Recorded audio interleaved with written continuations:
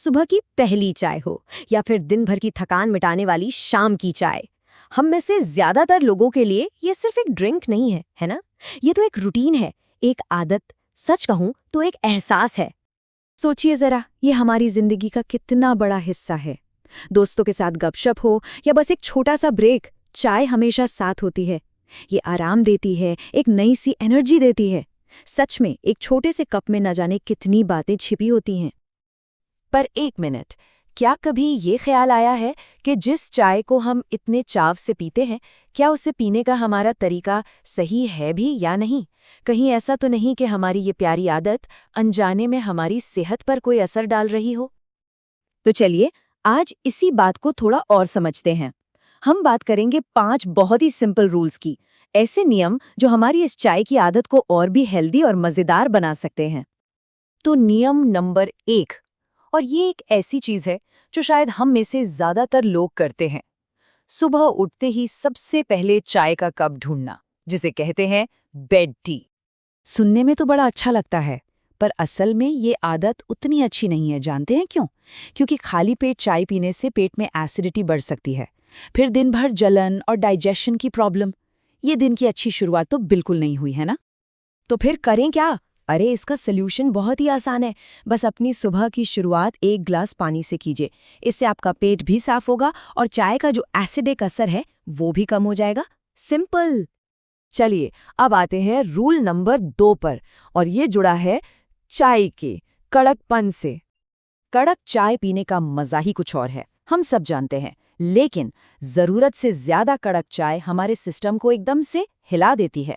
नतीजा, रात में नींद नहीं आती और धीरे धीरे आपको इसकी आदत या कहूं तो लत पड़ जाती है।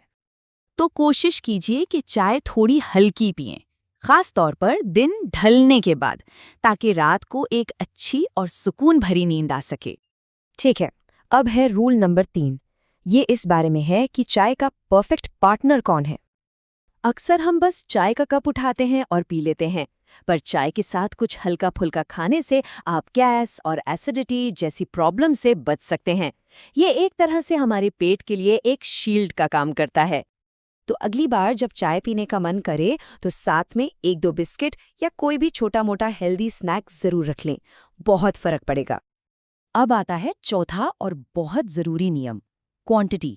मतलब कितनी चाय, क्योंकि कहते हैं ना, अति हर चीज की बुरी होती है, और ये बात चाय पर भी लागू होती है।